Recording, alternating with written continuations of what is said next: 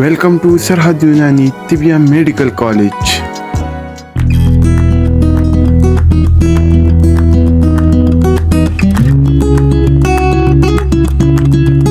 सबसे पहले आपको स्लाइड में नज़र आ रहा होगा heading chemical composition of bones, यानी हड्डियों की कीमियावी तरकीब क्या होती है। अगर हड्डियों को गहराई में तफसील से डिटेल में मुतालिया किया जाए तो हड्डियों की जो कंपोजिशन है उसमें बहुत सारे ऑर्गेनिक और इनऑर्गेनिक कंपाउंड्स यानी नामियाती व गैर नामियाती मुरक्कबात पाए जाते हैं। नामियाती क्या होते हैं और गैर नामियाती क्या होते हैं ये आपको बता देते हैं। नामियाती या ऑर्गेनिक कंपाउंड्स वो होते हैं जो हैवानात से या नबातात से हासिल किए जाते हैं, जबकि इनऑर्गेनिक या गैर नामियाती जो कंपाउंड्स होते हैं या मुरक्कबात होते हैं वो मादनियात से हासिल होने वाले मुरक्कबात होते हैं।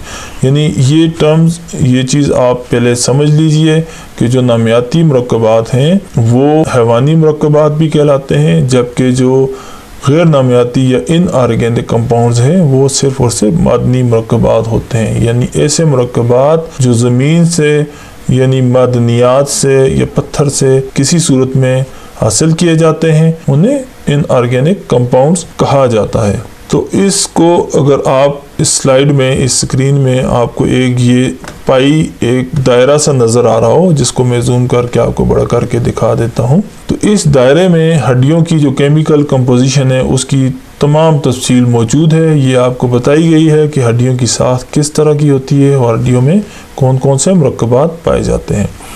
जैसा कि मैंने आपको बताया, हड्डियों की साख्त में ऑर्गेनिक या नामियाती कंपाउंड्स पाए जाते हैं। इनकी जो रेशो है, इनकी जो मिकदार है वो 33% है, जबकि जो इनऑर्गेनिक या गैर नामियाती मदनी जो मुरक्कबात या अज्जा पाए जाते हैं उनकी मिकदार या उनकी रेशो 67% है।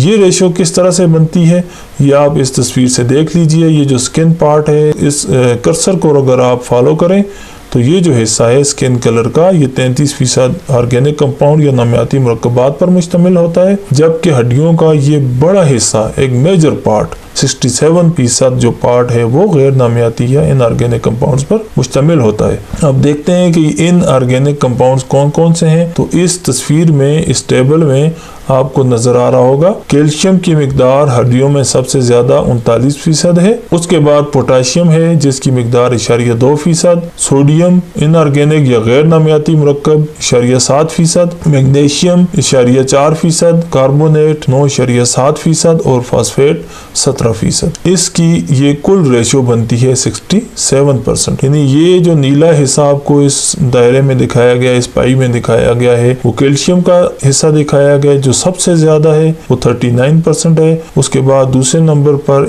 इनऑर्गेनिक कंपाउंड में ये ग्रीन हिस्सा 17% दिखाया गया है और उस तीसरे नंबर पर ये कार्बोनेट का हिस्सा। और उसके बाद जो मादनी अज्जा या जो गैर नामियाती या इनऑर्गेनिक कंपाउंड्स पाए जाते हैं वो कम मिकदार में पाए जाते हैं। अब इसी स्लाइड में हम आपको थोड़ा तफसील से बता देते हैं। जैसा कि हमने अपने पिछले लेक्चर में आपको बताया था कि हड्डियों की जो साख्त या बनावट होती है उसमें 3 हिस्से पाए जाते हैं। जो सबसे बाहर उसकी पेरियोस्टियम, उसकी बैरूनी झिल्ली होती है, फिर उसके अंदर कॉम्पैक्ट बोन का हिस्सा यानी सख्त हिस्सा होता है हड्डी का, और उसके अंदर सबसे अंदर की जानिब एक स्पंजी बोन यानी स्पंजी हिस्सा होता है हड्डी का, जो नरम जालीदार सा हिस्सा होता है। इसके अलावा तमाम हड्डियों में अरूक, लिम्फेटिक वेसल्स यानी आर्टरीज, वेन्स, लिम्फेटिक वेसल्स और असाब गुजरते हैं ताकि हड्डियों की हर वक्त ग़िज़ाई ज़रूरत को पूरा किया जाता रहे और हड्डियों की जो ग्रोथ है वो किसी तरह से भी मुतासिर ना हो। तो हड्डियों में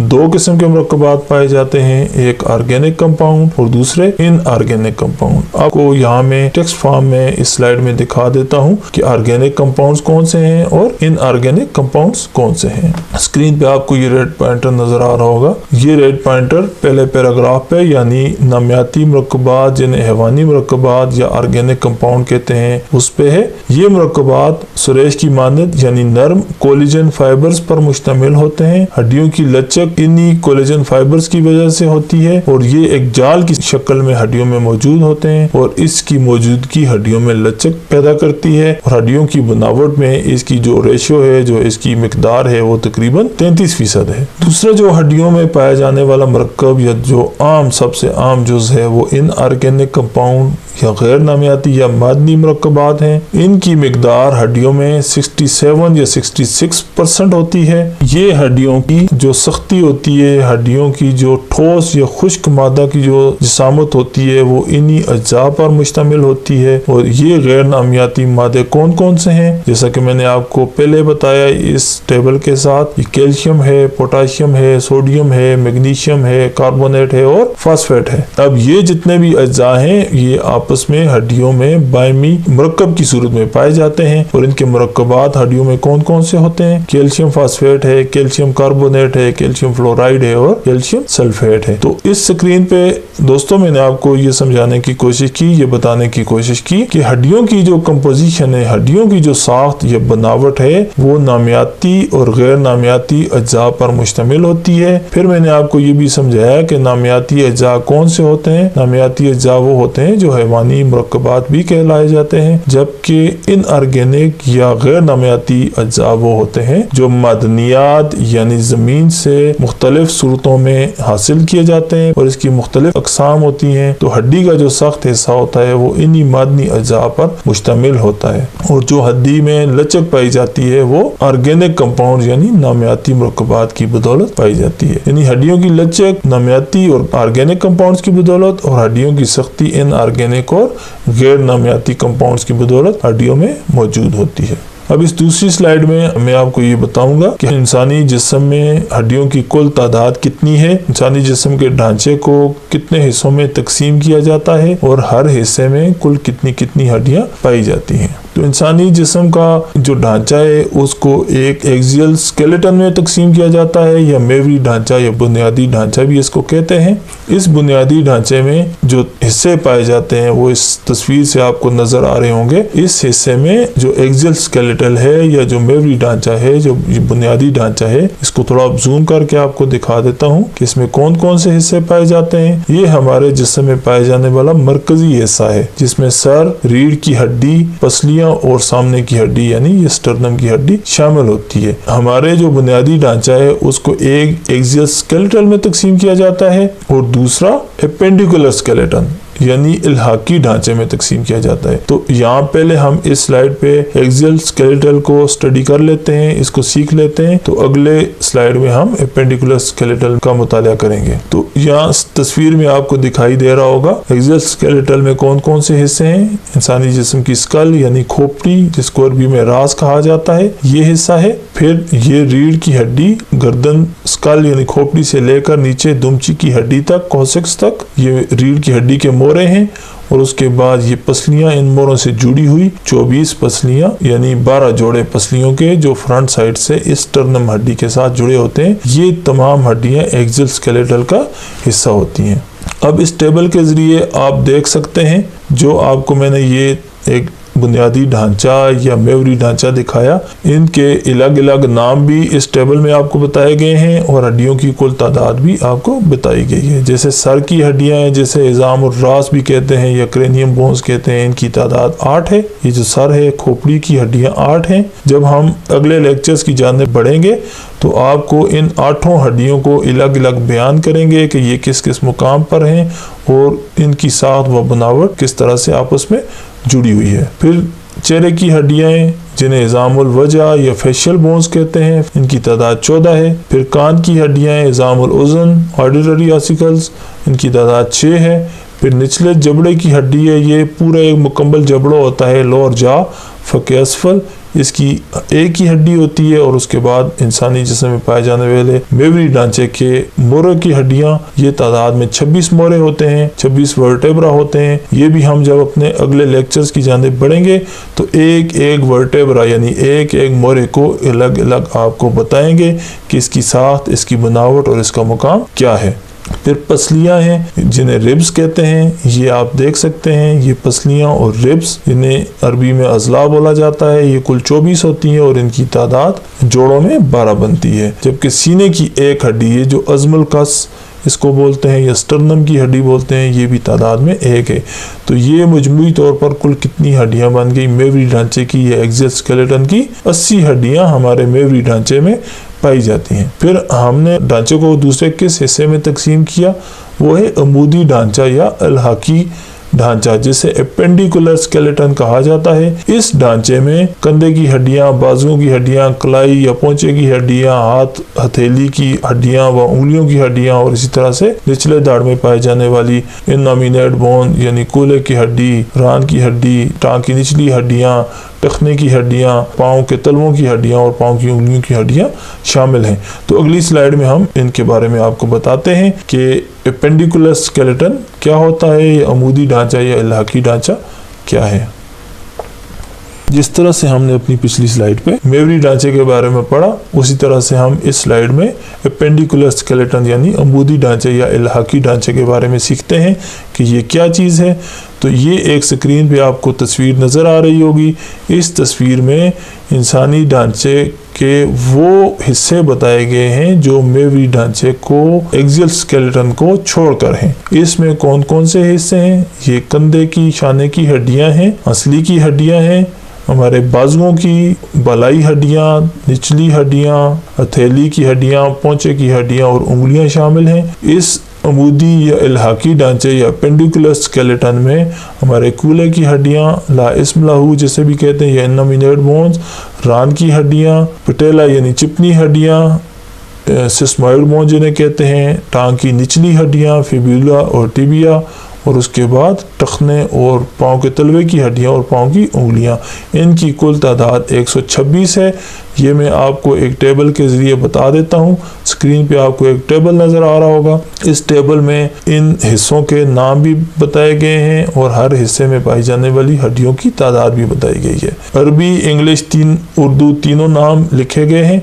किताब में भी ये चीज़ें आपको मिल सकती हैं। यहाँ समझने के लिए इस तस्वीर के साथ मैं आपको तफसील से समझा देता हूँ, आप इसको समझ लीजिए। बाद में किताब से या इसी स्क्रीन से आप इसको नोट करना चाहें तो नोट भी कर सकते हैं। जैसे हमारे जिस्म के इस ढांचे में, अमूदी ढांचे में, इल्हाकी ढांचे में शाने की 2 हड्डियां हैं, 2 हड्डियां हंसली की हैं। ये 2 शाने की हड्डियां, 2 हंसली की हड्डियां यानी एक ये और एक ये हंसली की हड्डी, क्लेविकल बोन, और फिर स्केपुला यानी शाने की हड्डी एक दाईं जानिब और एक बाईं जानिब। ऊपर के बाजू की हड्डी जिसे हेमरस या हिजामुल अज़ुद कहा जाता है, ये वाली होगी, एक दाईं जानिब और एक बाईं जानिब। फिर रेडियस और उल्ना 4 होंगी, 2 दाएं बाजू की और 2 बाएं बाजू की। फिर कार्पल्स यानी पोंचे की हड्डियां, ये तादाद में 8 होंगी। ये छोटी हड्डियां होती हैं यानी शॉर्ट बोन्स होती हैं, 8 दाएं हाथ में और 8 बाएं हाथ में। फिर हथेली की हड्डियां जिन्हें मेटाकार्पल्स कहेंगे, इनकी तादाद 10 होगी, 5 दाएं हाथ की हथेली में और 5 बाएं हाथ की हथेली में।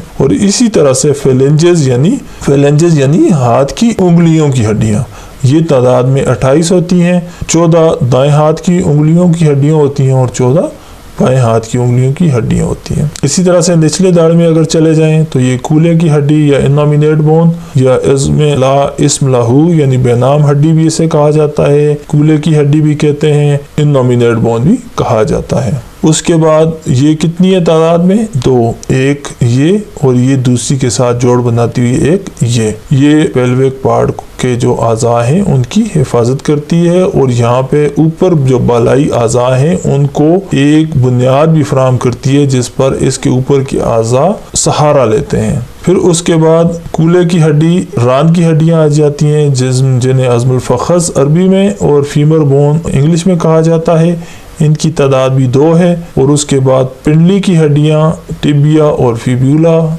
ये 2 दाईं जानिब टांग की, 2 बाईं जानिब की, इनकी तादाद 4 है। उसके बाद घुटने की हड्डियां जिन्हें पटेला भी कहते हैं आप, चिपनी हड्डी भी कहते हैं, सेस्मॉइड बोन भी कहते हैं। ये प्याला नुमा दो हड्डियां, एक दाएं घुटने की और एक बाएं घुटने की। इन हड्डियों के अंदर हमारे टांगों के जो जोड़ होते हैं वो हरकत करते हैं। फिर टखने की हड्डियां जिन्हें टार्सल्स बोलते हैं, इज़ामुर रुस्खुल कदम यानी पाँव के जो टखना है उसकी हड्डियां, उनकी तादाद 14 होती है, 7 दाएं पाँव की और 7 बाएं पाँव की। इसी तरह से तलवे की हड्डियां जिन्हें इज़ामुल मुश्तुल कदम कहते हैं, मेटाटार्सल्स इंग्लिश में इसको कहा जाता है, इनकी तादाद 10 होती है, 5 दाएं पाँव में और 5 बाएं पाँव की तलवे में। और इसी तरह से पाँव की उंगलियों की हड्डियां जिन्हें इस्लामियातुल कदम या फेलेंजेस कहते हैं, इनकी तादाद कुल 28 है, 14 दाएं पाँव की उंगलियों की हड्डियां और 14 बाएं पाँव की उंगलियों की हड्डियां। तो ये इन हड्डियों की तादाद कुल 126 बनती है। यदि पिछली स्क्रीन में हमने आपको जो मेवरी ढांचा आपको बताया, एक्सियल स्केलेटन बताया, उसमें 80 हड्डियां थी, और ये जो एपेंडिकुलर स्केलेटन या अमूदी ढांचा या इलाकी ढांचा है, इसमें हड्डियों की तादाद कुल कितनी है? 126। अब इन दोनों को अगर आप काउंट मिला लें तो ये कुल तादाद बनती है 206। इन 206 हड्डियों में हमारे दांत शामिल नहीं होते हैं। तो इन दो स्क्रीन पे जो हड्डियों की तादाद, जो हड्डियों का मकाम मैंने आपको बताया, मुझे उम्मीद है आपको समझ आ गया होगा। अब हम अपने इसी लेक्चर की अगली स्लाइड में कार्टिलेज यानी कुरियात या नर्म हड्डी के बारे में पढ़ते हैं कि नर्म हड्डी क्या चीज़ होती है। आप जब किताब का मुताला कर रहे होंगे तो इसके मुख्तलिफ नाम वहाँ पे आपको लिखे हुए नज़र आ रहे होंगे। कहीं पे इसको गज़रूफ जिसकी जमा गज़ारीफ है ये लिखा हुआ मिलेगा, कहीं आपको कुरी या कुरियात लिखा हुआ मिलेगा, कहीं आपको नर्म हड्डी लिखा हुआ मिलेगा। तो जहाँ पे भी ये नाम लिखे हुए नज़र आए तो इनके मानी एक ही होंगे। गज़रूफ, कुरी या नरम हड्डी एक ही चीज़ को बोला जाता है, इंग्लिश में इसको कार्टिलेज कहते हैं। ये कौन सी हड्डियाँ हैं? ये हमारे जिस्म में पाई जाने वाली नरम साख्त की हड्डियाँ हैं जिनमें लचक होती है। जो सख्त हड्डियाँ होती हैं उनकी निस्बत ये नरम होती है, और हमारे जो दीगर आज़ा, मसल्स, गोश्त वगैरह होते हैं उनकी निस्बत ये सख्त होती है। ये गोश्त और हड्डी के जुड़ने के लिए एक वास्ता भी बनती है। ये दो हड्डियों के दरमियान उनको रगड़ खाने से महफूज रखने के लिए, उनको नुकसान से महफूज रखने के लिए दो हड्डियों के जोड़ों में भी पाई जाती है। ये बहुत सारी हड्डियों के जो सर होते हैं, ये गज़रूफ या ये कुरियाँ उनके सरों को ढांपती हैं, जिन पर वो आज़ा या वो हड्डियाँ आपस में बआसानी हरकत कर सकते हैं। ये गज़रूफ या ये कुरियाँ हमारे जो नाजुक आज़ा होते हैं, जैसे नर्म आज़ा होते हैं, जैसे आँख होती है, उसकी हिफाजत करती हैं। ये गज़रूफ या कुरियात हमारे जिस्म के मुख्तलिफ रास्ते भी बनाती हैं, जैसा कि हमारी सांस की नाली जो हंजरा है उसमें जो हड्डी पाई जाती है वो गज़रूफ की होती है, यानी नर्म हड्डी। वो नाली कार्टिलेज की बनी होती है, गज़ारीफ की बनी होती है। हमारे नाक की जो शुबात है, जो उभरा हुआ बाहर का हिस्सा है, इसमें गज़रूफ या कुरी नरम हड्डी पाई जाती है। कान का जो बैरूनी हिस्सा है उसमें कुरियात पाई जाती है। तो यानी ये वो नरम हड्डियां हैं जो हमारे आज़ा और हड्डी के जुड़ने के मकाम पे भी पाई जाती हैं, हड्डियों के सरों के मकाम पे भी पाई जाती हैं, और हमारे जिस्म के मुख्तलिफ रास्ते भी यही हड्डियां बनाती हैं, और हमारी जिस्म की मुख्तलिफ साख्तों और बाकायदा शक्ल देने में भी ये मदद फराहम करती हैं। तो अब इस स्क्रीन पे देखते हैं कि ये कौन कौन सी हड्डियां और किस किस मुकाम पर पाई जाती हैं। सबसे पहले स्क्रीन पे आप देख लें आर्टिकुलर कार्टिलेज या गज़रूफ मुफस्सली, मुफस्सल जोड़ को कहते हैं, यानी ये वो हड्डियां हैं जो दो आपस में जुड़ने वाली हड्डियों के सरों के ऊपर पाई जाती हैं और उन हड्डियों को आपस में रगड़ खाने से महफूज रखती हैं। जैसे हमारी कोनी की हड्डी के दरमियान ये गज़रूफ पाई जाएगी, इस तरह से घुटने की हड्डी के दरमियान पाई जाएगी, और दीगर जितनी भी हमारे जोड़ बनते हैं लंबी हड्डियों के, उनके दरमियान ये गज़रूफ पाई जाएगी। फिर हमारे मोरों की हड्डियों के ऊपर आप अगर देखें तो हायालीन कार्टिलेज, जैसे गज़रूफ बैनुल फुकार यानी मोरों के दरमियान पाई जाने वाली कुरियात भी कहा जाता है। ये एक टिक्की नुमा, ये आपको नीले कलर की आपको अगर दिखाई दे रही हो तो ये एक टिकिया की शक्ल की नरम हड्डी होती है जो दो मोरों के दरमियान पाई जाती है। दो मोरों को आपस में टकराने से, दो मोरों को आपस में रगड़ खाने से ये महफूज रखती है। इस तरह से इन मोरों के ये जो ज़वायद होते हैं यानी ज़ायदे निकले होते हैं, इजाफी इनके जो हिस्से होते हैं जिनके ज़रिए ये दूसरे मोरों के साथ जुड़ते हैं, इनमें भी आप ये थोड़ा सा नीला रंग आपको अगर नज़र आ रहा हो तो ये भी इन कार्टिलेज का ही हिस्सा होता है जो उन मोरों के उन हिस्सों को आपस में रगड़ खाने से बचाते हैं। फिर हमारे जिस्म में पाई जाने वाली जो कोस्टल कार्टिलेज कहा जाता है, हमारी पसलियों की जो हड्डियां होती, वो हड्डियां जिस मुकाम से मोरों से जुड़ती हैं और फिर आगे आके स्टर्नम हड्डी से जुड़ती हैं, तो इनके दरमियान भी कार्टिलेज पाया जाता है यानी गज़रूफ पाए जाते हैं जिनके ज़रिए ये पसलियां स्टर्नम हड्डी और मोरों की हड्डियों के साथ जुड़ती हैं। इसी तरह से हमारे नाक का जो गुबार है, जो ये जो नीली रंग आपको नजर आ रहा है, जो बाहर का हिस्सा बनाती है, ये नेजल कार्टिलेज कहलाता है और ये नाक को एक मुकम्मल शक्ल फराहम करता है। फिर हमारे कान का जो बैरूनी हिस्सा जिसे ईयर कार्टिलेज कहेंगे, ये कान का बैरूनी हिस्सा है और कान को एक मखसूस शक्ल देता है। ये भी कुछ